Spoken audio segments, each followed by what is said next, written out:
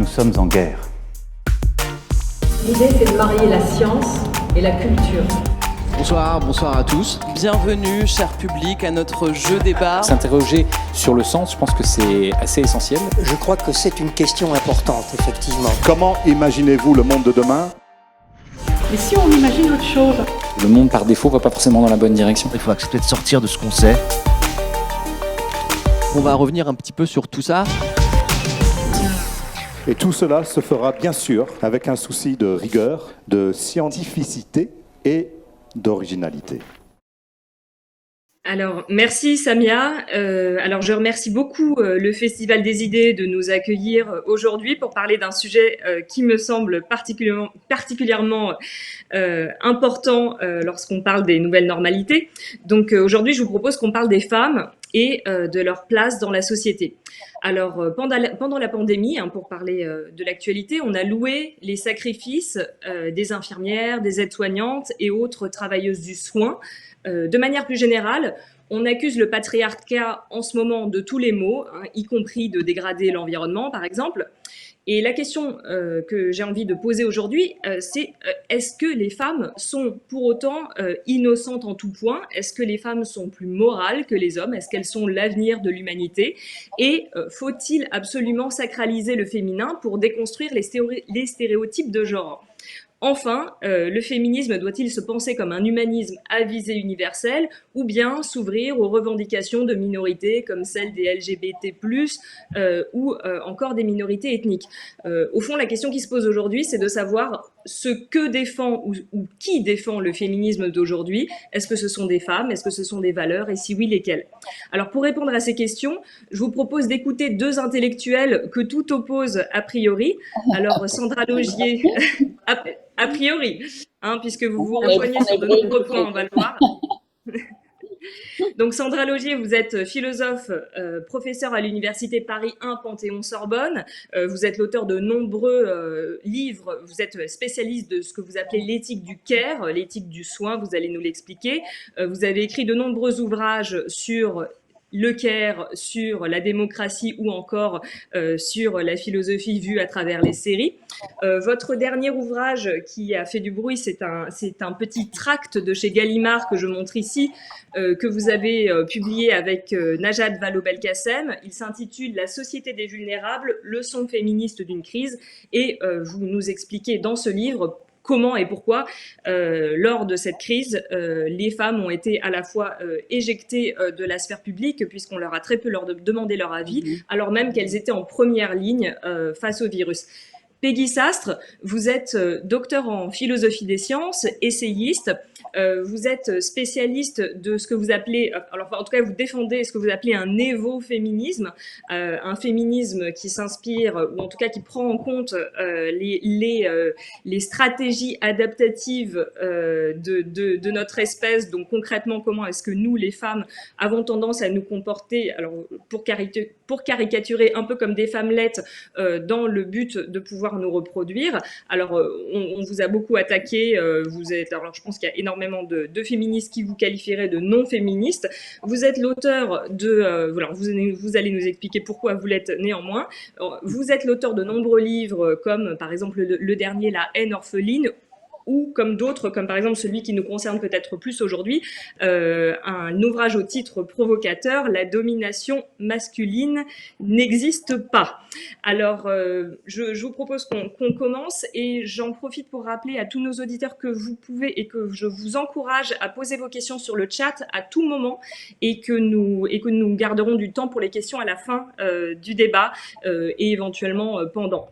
Alors, pour démarrer ce débat qui s'annonce musclé, sans vouloir employer un terme un peu masculiniste, alors commençons par une question d'actualité. Le Covid et les femmes. En quoi les femmes ont-elles été les victimes ou des victimes de la crise de la Covid-19 et bien sûr de la situation sociale complexe et extrêmement difficile qu'elle a engendrée, y compris dans le milieu hospitalier. Sandra Laugier, je vous propose de commencer sur cette question. Oui, je commence. Merci beaucoup. D'abord, je suis ravie de cette occasion. Merci beaucoup au Festival des idées. Je suis ravie d'échanger avec Pélissa. Et je dois dire, on a quand même beaucoup en commun puisqu'on est femmes, philosophes, brunes, et prenant la parole, voilà, dans notre rôle intellectuel.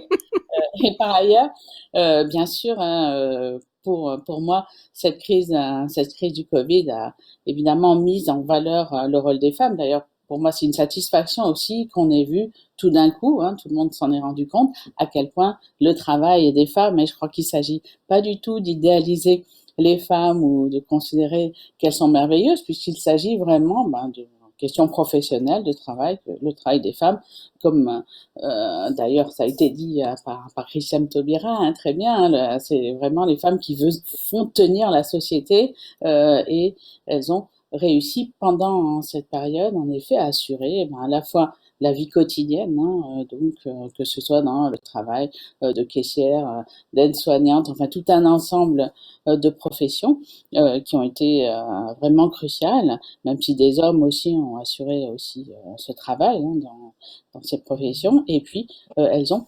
également été très exposées dans les hôpitaux puisque elles sont aussi en très grande majorité parmi les aides-soignantes, les infirmières, donc toutes sortes de professions dont l'importance est apparue. Donc je pense que un intérêt de cette crise, c'est qu'en effet, il y a eu toute une population invisible en temps normal, parce que les gens ne faisaient pas du tout attention à leur caissière au supermarché ou à d'autres personnes qui sont à leur service. Donc toutes ces personnes sont tout d'un coup apparus et je crois que ça a permis peut-être de se rendre compte de la façon dont notre société fonctionne, qui est malgré tout avec l'autonomie des uns qui est rendue possible par en grande partie par le travail des autres et par un ensemble de professions qui en réalité sont dévalorisées, sont insuffisamment payées, insuffisamment reconnues.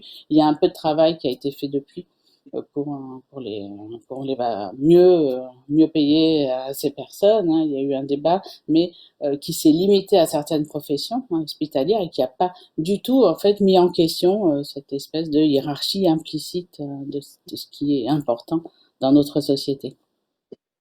Alors Peggy Sastre, est-ce que vous pensez aussi que les femmes ont été... Alors est-ce que les femmes ont vraiment été les premières victimes de la pandémie ? Non. Ah bah d'un point de vue basique, non, parce que en matière notamment en matière en général de maladies infectieuses et en particulier du Covid-19, les hommes incarnent le sexe faible dans cette maladie. Il y a encore une récente étude qui a été faite en France, qui vient d'être publiée par les hôpitaux universitaires de Strasbourg et l'Institut Pasteur, qui montre que les hommes sont plus souvent hospitalisés, plus souvent en réanimation, ils meurent plus.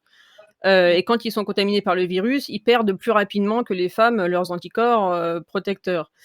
Donc voilà, l'idée que les hommes, les hommes meurent davantage du Covid, mais ce sont les femmes qui en souffrent le plus. En fait, ça reflète une tendance générale qui est en fait aux yeux de beaucoup de gens, y compris, je fais pas exception parce que c'est une tendance humaine très très très générale. Les hommes sont des quantités négligeables en fait. Leur souffrance, en fait, leur souffrance c'est normal. Les souffrances masculines sont normales et celles des femmes relèvent de l'anomalie.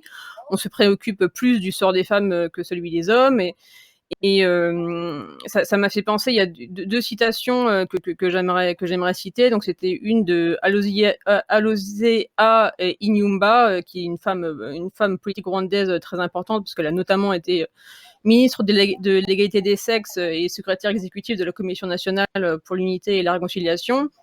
Donc, qui disait « Le génocide au Rwanda est une tragédie aux répercussions profondes qui aura été particulièrement dure pour les femmes. Elle constitue désormais 70% de la population, vu que le génocide a tout d'abord exterminé la population masculine. » Et ça, on le retrouve, ce point de vue, dans une citation aussi d'une autre femme politique très importante, elle, américaine, qui est Hillary Clinton. Elle a été la femme politique, elle a été secrétaire d'État, elle a été la première femme à obtenir l'investiture d'un grand parti pour la présidentielle. Et donc en 98, dans une conférence sur les violences domestiques, Elle déclarait: les femmes ont toujours été les premières victimes des guerres. Les femmes perdent leur mari, leur père, leur fils en combat. Et donc ça aussi, c'est la même logique. C'est oui, les hommes meurent davantage, mais c'est les femmes qui sont les premières victimes. C'est toujours assez cocasse. Et donc il y a d'autres et cette comment dire ce différentiel de point de vue voilà d'attention, même de soucis qu'on a davantage au sort des femmes que celui des hommes. Voilà, statistiquement, les hommes sont beaucoup plus susceptibles que les femmes d'être incarcérés, d'être tués par la police, d'être victimes de crimes violents, d'être sans abri, de se suicider, et surtout parce que je crois que ça va être un peu un sujet central de la discussion d'aujourd'hui, de mourir sur leur lieu de travail. Il y a quand même dans le monde entier, dans tous les pays qui ont été étudiés sur ce sujet, entre 90 et 98% des accidents mortels au travail concernent des hommes. Donc après, je conçois que ça soit un choix personnel, mais je préfère avoir un sexe qui, entre guillemets, me prédispose à avoir un métier qui me fatigue, qui est mal considéré, qu'un métier qui me tue. Donc et ça, j'aimerais préciser que je dis pas du tout ça pour balayer au tapis, sous le tapis les souffrances professionnelles des femmes et en disant voilà, c'est pas grave parce que les hommes souffrent plus, mais je pense que c'est effectivement peut-être quelque chose qui a été mis qui est devenu particulièrement saillant avec la crise du Covid, c'est qu'il faut toujours mettre les choses en perspective et sans doute c'est un des enseignements généraux que la philosophie nous donne. Alors la question qu'on se pose, donc si je suis le panorama global que vous nous donnez, on a d'un côté les femmes qui seraient donc responsables des métiers du soin, qui seraient donc très exposées effectivement dans le cas d'une pandémie. De l'autre, les hommes qui prendraient des métiers à risque, je suppose, comme vous le soulignez, Peggy Sastre, et qui donc sont aussi exposés à de multiples dangers. Alors la question c'est qui est responsable de cette situation? Alors est-ce qu'on a affaire à une situation de patriarcat? Alors vous, Sandra Logier, vous parlez d'un patriarcat. Vous, Peggy Sastre, vous soutenez qu'il n'existe pas. La question, c'est qui est responsable de cette situation? Pourquoi les femmes se retrouvent dans des métiers qui sont peut-être moins dangereux, mais en tout cas moins bien payés? Je pense qu'on s'accordera tous là-dessus. Qui est responsable de ça? Est-ce que c'est le patriarcat ou est-ce que ce sont les femmes elles-mêmes qui choisissent naturellement les métiers du soin? Alors, peut-être que Peggy Sastre, vous pouvez nous expliquer en quoi les femmes, pourquoi les femmes seraient naturellement portées à choisir ces métiers. En fait, le problème dans votre question, en fait, c'est qu'il y en a deux en une. En fait, c'est je pense deux questions différentes. Donc la première, c'est est-ce qu'il faut revaloriser les métiers du care, etc. Moi, je pense que oui. Et la deuxième question, c'est qui est responsable de cette situation? En fait, je vais faire un pas de côté. Moi, je vais pas tant parler de responsabilité de la situation, mais d'où elle vient.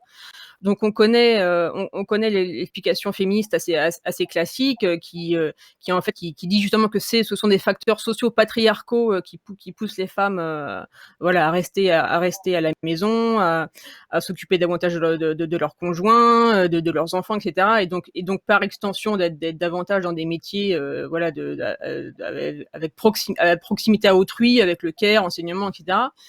Et si le premier problème, le premier indice de fausseté de cette explication, c'est que si c'était vrai, en fait, les différences sur ces questions-là devraient diminuer dans les pays, en fait, dans nos pays, dans les pays les plus politiquement avancés sur la question de l'égalité des sexes. Mais en fait, c'est l'inverse qui se produit. En fait, à mesure que les sociétés gagnent en prospérité et en liberté, les hommes et les femmes, ces différences-là dans les choix de métier, etc., a tendance à se creuser. Et là, le mot important, c'est justement le choix. Il y a pas mal d'économistes qui ont des vues un peu hétérodoxes par rapport à l'analyse féministe classique, qui montre que c'est un choix. Et donc et l'autre sur ce quoi je voulais insister aussi, c'est d'où vient d'où vient ce phénomène, cette réalité. Donc là, je vais devoir faire un peu un cours de biologie reproductive un peu accéléré. C'est que l'un des plus puissants moteurs de la sélection sexuelle et donc de notre évolution, c'est le conflit sexuel, parce que les mâles et les femelles, ça c'est pas seulement limité aux humains, c'est tous les animaux qui ont une reproduction sexuée n'ont pas les mêmes intérêts, et donc ne mettent pas en œuvre les mêmes stratégies pour arriver à leur fin. Et quand ces stratégies ne coïncident pas, c'est là où il y a conflit. Et encore une fois, pour faire encore un pas, non pas de côté, mais encore plus en arrière, d'où vient ce conflit? Il vient d'une asymétrie fondamentale entre les intérêts reproductifs des deux sexes, qui elles-mêmes relèvent d'une inégalité biologique, et qui est pour le moment, en tout cas, irréductible pour le commun des mortels. C'est que pour une dépense énergétique et nutritive équivalente, la femme produit 1 ovule par mois et l'homme plusieurs millions de spermatozoïdes par jour.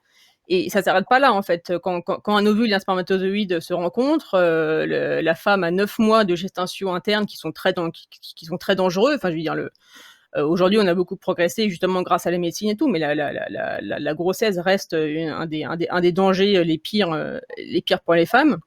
Et voilà, et de cela découle plein de différences comportementales qui font, qui expliquent à la base ce qu'on observe en différences comportementales par exemple dans les champs de métier.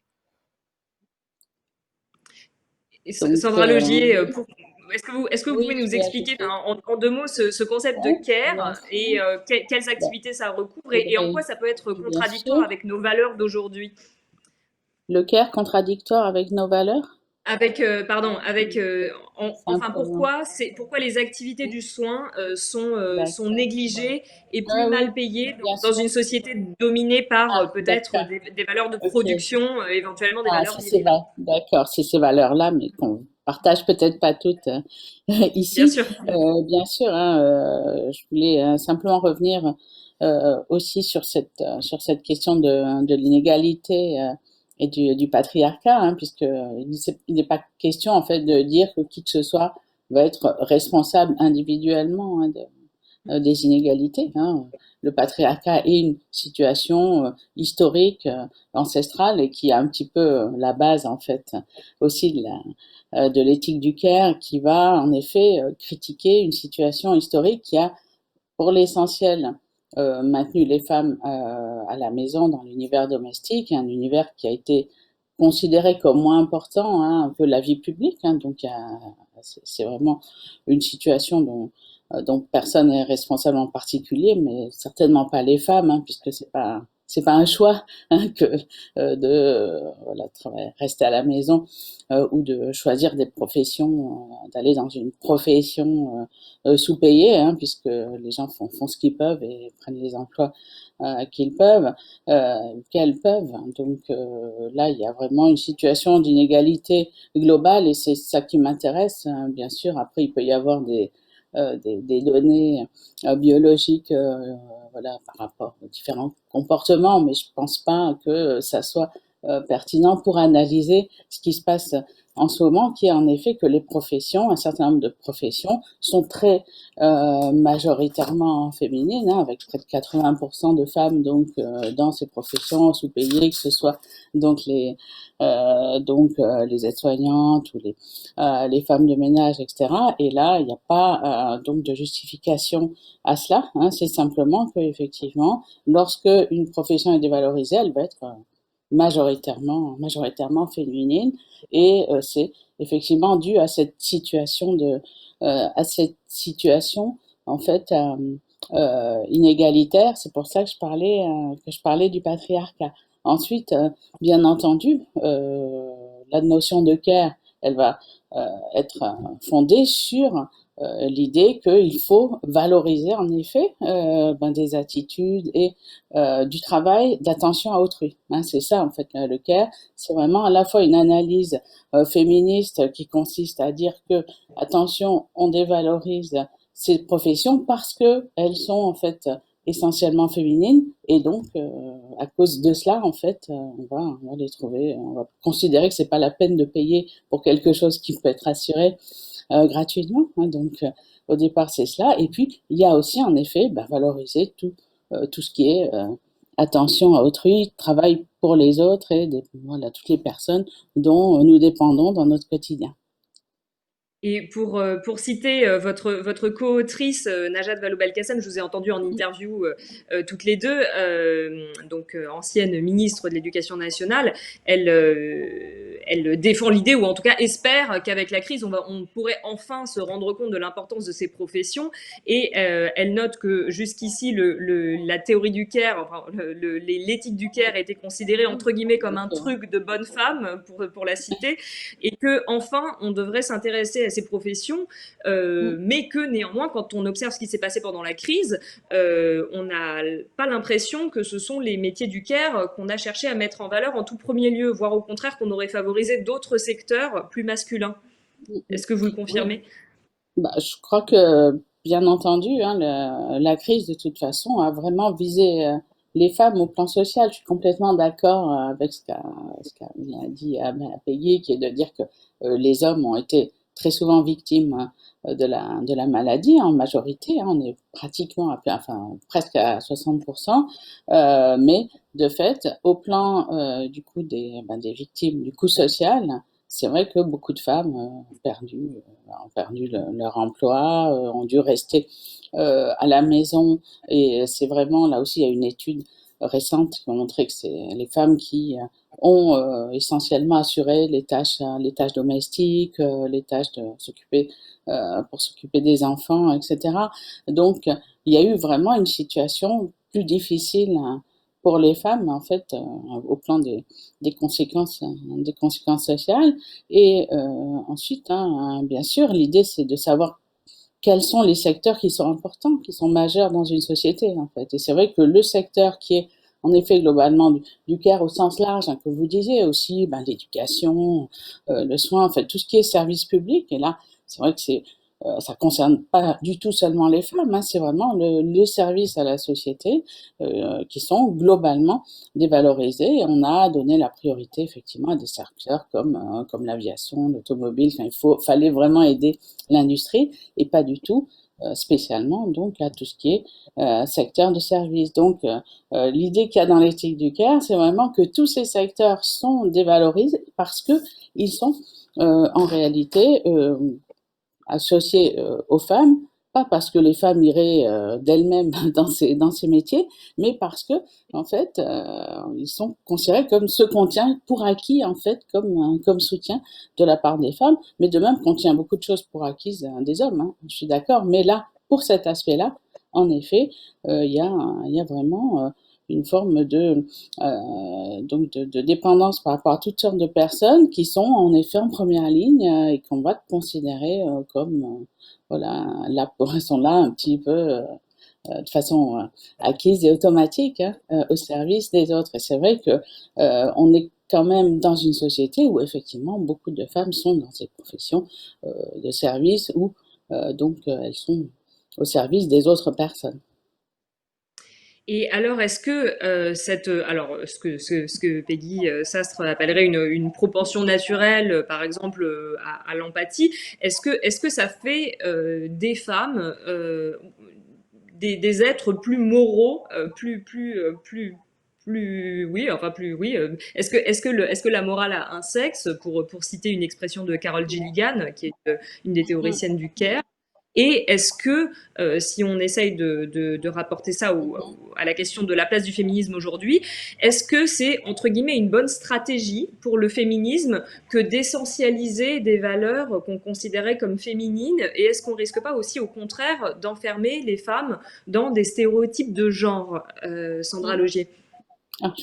Écoutez, non, je pense pas qu'il s'agisse de stéréotypes de genre dès lors que l'on constate qu'en réalité, ces professions-là sont à 80% occupées par des femmes, des professions de soins à autrui. Après, est-ce que c'est des professions qui sont des professions d'empathie particulièrement et fondées sur une psychologie féminine? Je ne le crois pas, hein, pas spécialement. D'ailleurs, beaucoup d'hommes ont beaucoup d'empathie. Regardez quelqu'un comme Joe Biden qui vient d'être élu aux États-Unis. Donc parce qu'il a vraiment manifesté en fait cette forme d'empathie. Donc la thèse de Gilligan, c'est pas du tout que les femmes vont être empathiques et que les hommes sont des gros durs, c'est que cette empathie va être plus encouragée effectivement chez les femmes, qu'elle va être plutôt mise de côté chez les hommes, et que cette empathie va être dévalorisée justement parce qu'on est dans une structure sociale qui est en effet qui va dévaloriser tout ce qui touche aux femmes en fait. Donc l'éthique du care, elle va se fonder plutôt sur une critique en fait de ces stéréotypes comme vous dites, hein, puisqu'elle va vraiment essayer de mettre en évidence le fait qu'on a une tendance comme ça à mépriser cet aspect-là donc d'empathie parce qu'il est associé aux femmes. Mais ça n'est pas de l'essentialisme. Ouais. Et vous dites d'ailleurs qu'il s'agit de défendre non pas les femmes, mais une société des vulnérables. Alors, en général. effectivement, il s'agit pas, enfin, il faut défendre les femmes dès lors qu'il y a, donc là-dessus, c'est vrai qu'on n'est pas d'accord, Peggy Sastre et moi, il y a une société qui est effectivement inégalitaire où les femmes, voilà, toutes sortes de données qui montrent que les femmes sont moins considérées, ont des salaires moindres et ont une moindre représentation politique, etc. Donc là-dessus, j'ai pas vraiment vraiment de doute, mais effectivement, on est aussi dans une société des vulnérables où toutes sortes de personnes assurent des professions qui, en effet, les exposent. Hein, et je suis complètement d'accord sur le fait que beaucoup d'hommes aussi, donc hommes et femmes, par exemple, dans le département de Seine-Saint-Denis en France cette année, il y a une mortalité donc vraiment extrêmement importante, hein, jusqu'à une et demie, 2 fois plus que dans d'autres régions, et c'est hommes et femmes, hein, parce que effectivement, c'est les personnes qui ont dû se déplacer pour aller aider les autres. Donc effectivement, la société des vulnérables, c'est vraiment une société où on va accorder une attention d'une part aux personnes vulnérables et puis aux personnes qui sont aussi au service des autres et qui sont du coup vulnérabilisées aussi. Donc c'est vraiment plusieurs types de vulnérabilité qui vont nous intéresser. Et alors Peggy Sastre, qu'est-ce que vous pensez de cette question selon laquelle les femmes pourraient éventuellement être plus morales que les autres, et qu'est-ce que ça pourrait vouloir dire dans notre société ? Bah, avant de parler de ça, j'aimerais juste revenir sur le fait que comment dire, en fait, on est d'accord avec Sandra Laugier sur le constat. Effectivement, les femmes ont, voilà, ce qu'elle vient de dire, moins de représentation politique, etc. Mais là où on n'est pas d'accord et là où j'insiste, c'est qu'il y a quand même beaucoup de ces phénomènes qui relèvent d'un choix. En fait, il y a quand même, j'en parle dans mes livres. Il y a plusieurs enquêtes qui montrent, par exemple, que quand on demande aux femmes et je précise bien que c'est en l'absence de contraintes économiques, quelles sont leurs carrières, comment dire, quelles sont, non pas leur carrière, mais leur organisation du temps idéal. Il y en a que 5% qui déclarent choisir travailler à plein temps, il y a 75% qui optent pour le mi-temps et 20% pour pas de vie professionnelle du tout. Alors que ça, c'est beaucoup plus, comment dire, les chiffres sont radicalement différents chez les hommes. Les hommes veulent travailler, etc. Et donc ça, voilà, je voulais juste revenir sur le fait que il y a une dimension, de choix. Et donc voilà, sur la question de la moralité. Je pense que la grande différence entre hommes et femmes, c'est pas tant est-ce qu'elles sont plus morales ou pas, mais c'est qu'en fait les femmes sont plus moralisatrices et moralisantes, surtout pareil, il y a eu beaucoup d'enquêtes qui ont été faites dans beaucoup de pays différents et de beaucoup de cultures différentes, et qui montrent que en fait les franges les plus conservatrices des sociétés sont majoritairement composées de femmes. Après, on peut détailler dans les détails qui est le plus contre le plus contre le mariage homosexuel. C'est des femmes. Qui est plus contre la prostitution, ce sont des femmes. Qui est le plus contre l'avortement, ce sont des femmes aussi. Et qui est pour l'excision, ce sont des femmes aussi. Donc ça, c'est voilà, il y a des exemples littéraires. Il y a la Servante écarlate de Margaret Atwood qui montre comment les femmes comment les femmes voilà sont la police des mœurs. Elle s'inspire de véritables d'exemples dans la vie réelle. Un essai qui n'est pas de la littérature, qui est de la littérature mais qui n'est pas de la fiction, c'est le livre d'Anoush Shalmani, Khomeini ça des mois, qui montre comment en Iran les femmes sont les chevilles ouvrières de ce régime excessivement rigoriste. Et c'est ça la chose à retenir, c'est que sans les femmes, en fait, c'est même pas une question de complicité, c'est sans la participation active des femmes, les systèmes les plus rigoristes tomberaient en 2 secondes. Est-ce que je peux juste ajouter bien sûr, quelque chose à ça, parce que je ne suis pas d'accord, en fait, malgré tout, que l'on considère que les femmes préfèrent, en fait, être à la maison. Je crois que si elles demandent, en effet, avoir plus de temps libre, c'est que c'est à elles, en fait, qu'échoient la plupart des tâches ménagères et donc s'occuper des enfants, etc. Donc, évidemment, qu'étant donné elles ont une autre journée à faire après la journée de travail, je pense que c'est ça qui motive, en fait, les demandes aussi d'avoir plus de temps, non pas pour elles, mais en fait en dehors du travail, pour faire le reste. Je crois que ça a été quand même vraiment l'objet de beaucoup d'études du côté sociologique ces dernières années. Je crois aussi, je suis tout à fait d'accord sur le fait que les femmes, et la Servante écarlate c'est un très bel exemple, que les femmes participent en effet à l'oppression, évidemment. Elles sont aussi du côté des hommes pour s'assurer à elles-mêmes une place enviée dans la société. Donc là-dessus, il y a des phénomènes très visibles un peu partout. Je pense que ça serait un peu généralisé que dire que les femmes sont plus moralisantes, plus à droite, etc. Là, on a vu, c'est vrai qu'on pense beaucoup aux élections américaines, mais on sait très bien que sans les femmes, c'est quand même Trump qui aurait été réélu, par exemple, et que à l'époque, déjà, il y a 4 ans, il y a pas mal d'hommes voulaient en fait qu'on supprime l'amendement qui donnait le droit de vote aux femmes parce qu'effectivement, il risquait de donner plus de voix à Hillary Clinton. Donc, je crois que les femmes sont quand même très souvent un groupe extrêmement progressiste, pas dans tous les pays, vous avez raison, et pas forcément sur toutes les questions, mais je crois qu'on peut pas dire que les femmes soient plus moralisatrices et réactionnaires, puisqu'elles sont quand même vraiment en ce moment dans beaucoup de pays à la pointe des luttes pour les libertés, pour la démocratie.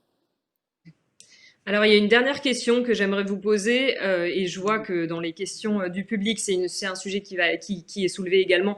Est-ce que, alors quand on se pose la question finalement du féminisme d'aujourd'hui, est-ce que le féminisme doit se penser comme un humanisme à visée universelle, qui prendrait en compte toutes les personnes vulnérables, ou bien défendre certains individus en particulier? Est-ce que, alors aujourd'hui, on parle beaucoup de revendications de minorités comme celle des LGBT+, ou des minorités ethniques.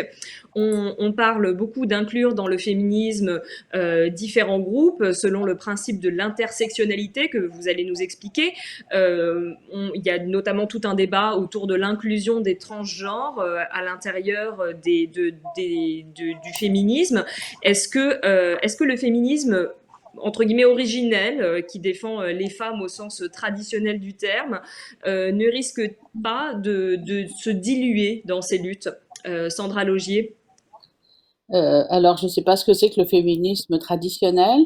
Si on veut dire féminisme de la première vague qui dit que ce qui compte, c'est que les femmes aient les mêmes droits et le droit de vote, etc., c'est tout à fait, c'est en effet une étape extrêmement importante, mais qui n'est pas suffisante. Il est clair que, par exemple, quand on dit toujours que les femmes américaines ont eu le droit de vote en 1920, bien avant nous, sauf qu'en fait, ça inclut pas les femmes noires, par exemple. Et donc, on a en réalité des droits. qui, même s'ils sont acquis pour les femmes, ne le sont pas du tout pour toutes les femmes. C'est cela, en fait, qui est extrêmement important à prendre en compte. Hein. Et en effet, il ne s'agit pas, par exemple, quand on parle d'intersectionnalité, il ne s'agit pas tout d'un coup d'ajouter des catégories ou des concepts vraiment supplémentaires au féminisme. Hein. Il s'agit, et ça a été tout l'enjeu en fait de la deuxième vague, ça a été vraiment de penser les différentes inégalités qui étaient en effet celles que subissaient les femmes, et voir les raisons aussi culturelles plus générales hein, de ces inégalités. Et en réalité, on voit par exemple avec tout ce dont on vient de parler, toutes les femmes qui sont dans des situations hyper défavorisées, sous-payées, comme donc les caissières ou les aides-soignantes, c'est évidemment en France, la plupart du temps, des personnes aussi d'origine étrangère ou nées à l'étranger, hein, racisées comme on dit. Donc effectivement, il y a des femmes sur qui vont se cumuler toutes sortes d'inégalités, pas seulement donc d'être une femme, mais aussi d'être d'origine étrangère, mais aussi d'être socialement défavorisée.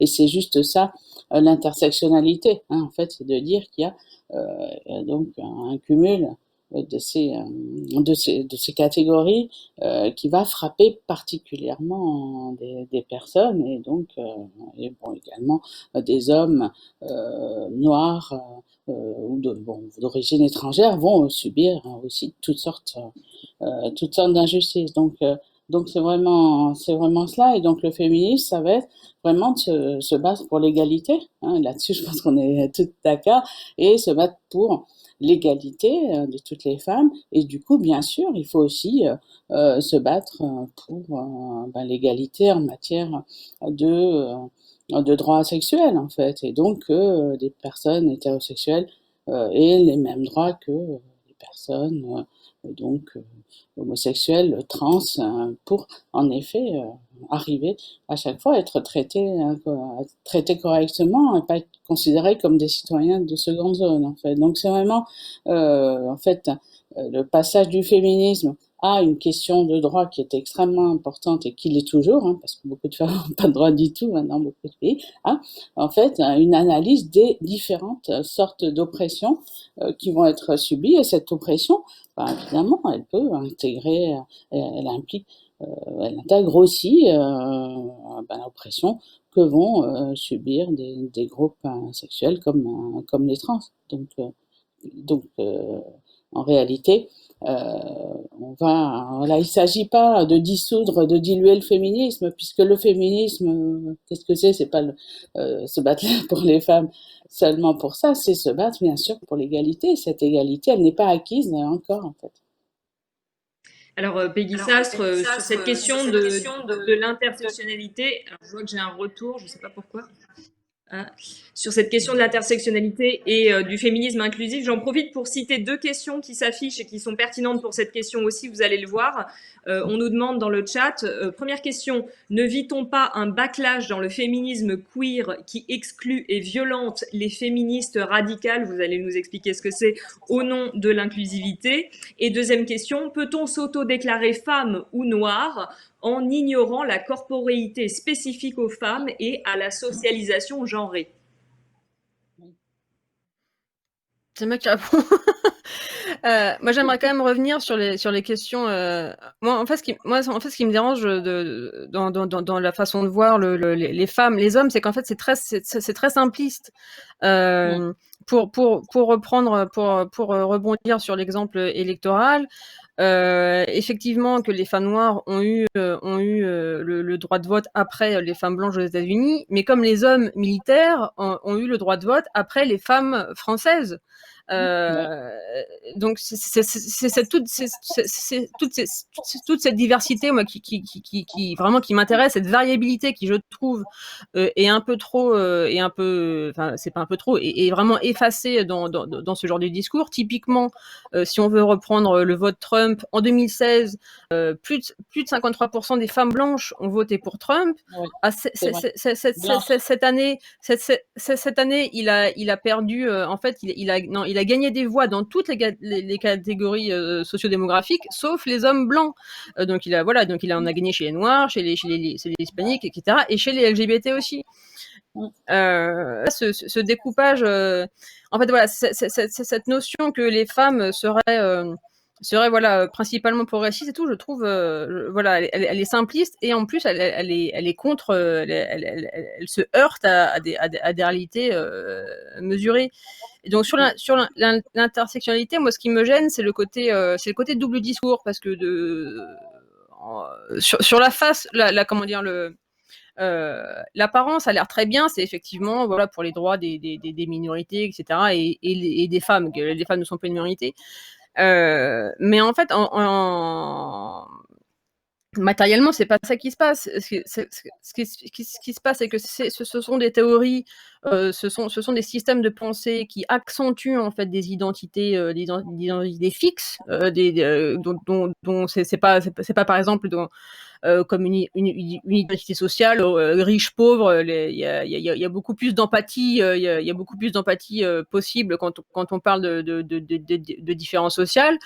Quand on parle de différences sexuelles ou raciales ou de couleur de peau, c'est beaucoup plus difficile, voilà, de s'identifier à telle catégorie si on l'est pas, etc.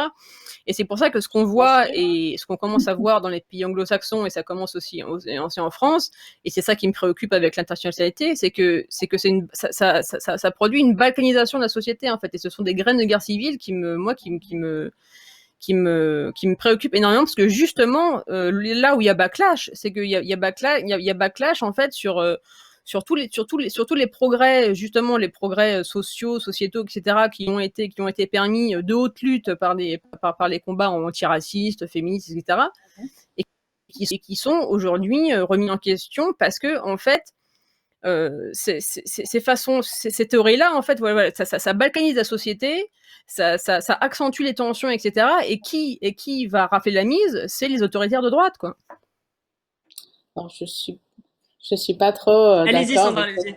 Je suis pas trop d'accord avec cette idée de la balkanisation, hein, puisqu'au contraire, hein, en tout cas, l'intersectionnalité, la prise en compte aussi de toutes sortes de différences parmi les femmes ou parmi les Noirs ou les classes sociales opprimées, hein, c'est au contraire quelque chose qui montre en fait, qui au contraire n'est pas identitaire, hein, qui montre que chacun est vraiment composé de nombreuses identités, de nombreuses composantes, et que pour certains, ces composantes se cumulent de façon défavorable, et pour d'autres de façon plutôt qui les aide, hein. Donc je crois que c'est vraiment plutôt la prise en compte, en effet, de toutes ces dimensions en chaque personne, hein. Donc je pense pas du tout qu'on soit avec l'intersectionnalité dans une volonté donc de séparation des différentes causes qui finalement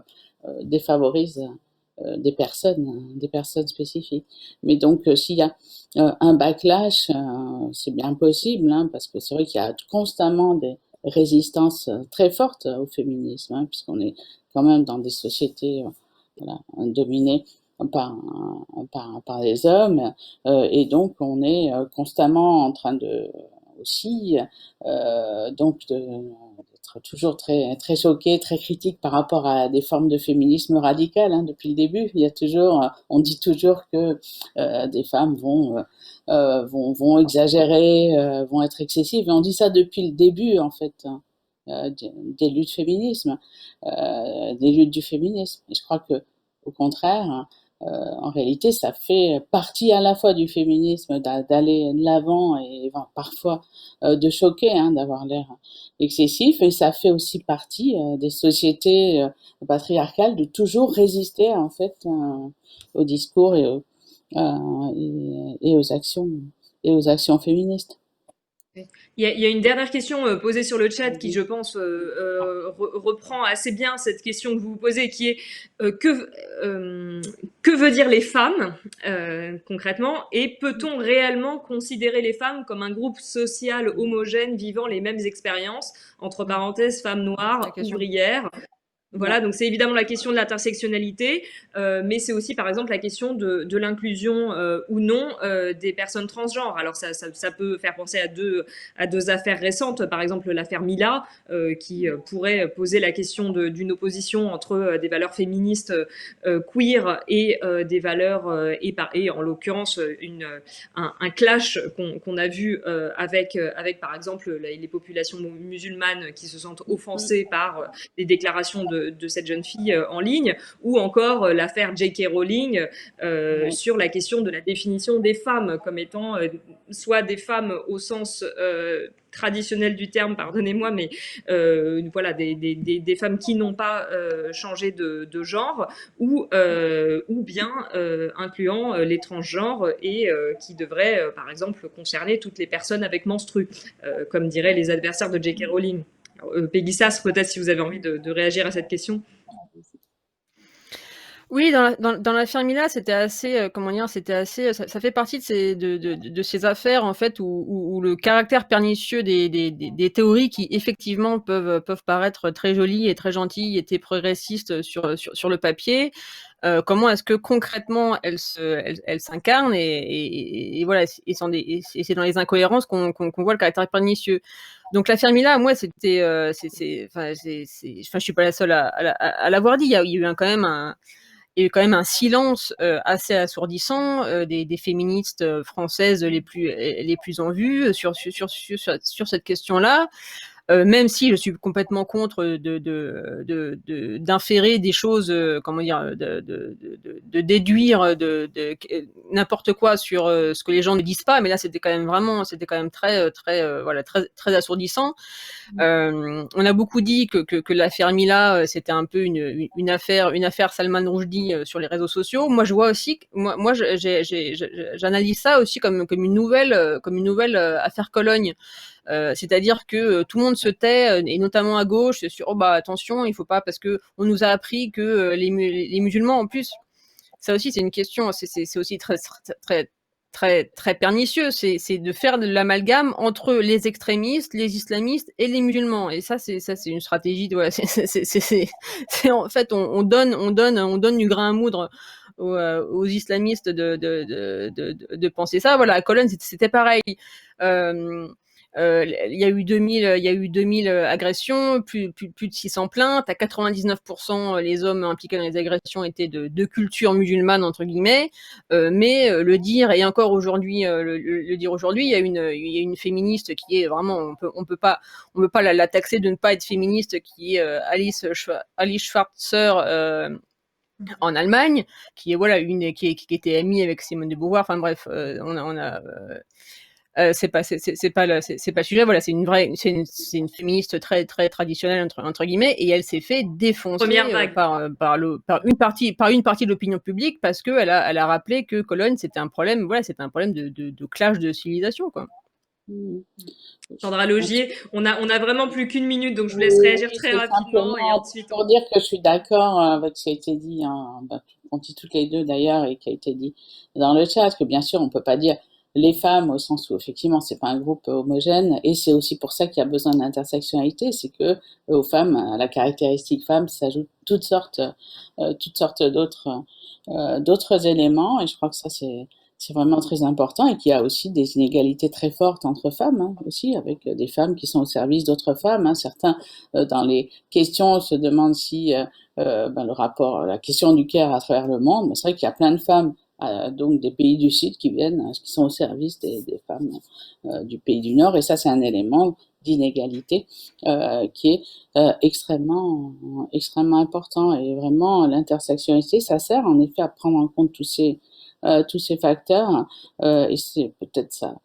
Ça devrait aussi être une façon de pas. Je suis bien consciente des problèmes qui ont été évoqués là par Peggy, hein, dans ces incidents, mais je crois qu'il faut pas voilà, prendre prétexte du féminisme pour en fait attaquer certaines catégories de la population, hein, et notamment d'islam. Je pense que ça n'est pas non plus la visée du féminisme, hein, qui est vraiment une pensée qui est une pensée vraiment de l'égalité, hein, et je pense plutôt effectivement aux femmes qui sont en France voilà, d'origine étrangère, qui assurent toutes sortes de tâches extrêmement difficiles, et d'hommes aussi, hein, puisqu'on parlait beaucoup des hommes, hein, c'est vrai que beaucoup d'hommes aussi à l'étranger ont payé un très lourd tribut à cette crise, et je pense qu'il vaut mieux penser à ça que stigmatiser des groupes sous prétexte de féminisme. Alors, je vous remercie infiniment. Je pense que sur ces dernières questions, il faudrait organiser encore un débat supplémentaire parce que voilà, toutes les questions qui ont été posées sur le chat soulèvent des questions abyssales, notamment comme ce que c'est qu'une femme. Voilà. Alors, je vous remercie toutes les deux. Je remercie aussi le festival. Samia, éventuellement, je vous laisse la parole pour conclure. Ah, on vous entend pas, je crois. Ah, Samia. Ça va mieux comme ça. Voilà. Vous prenez. Merci beaucoup à vous trois pour cet échange passionnant. Je vous rappelle que le Festival des idées n'est pas fini. Dans 15 minutes, une nouvelle conférence sur notre Web TV. À très vite. Merci. Merci. Merci.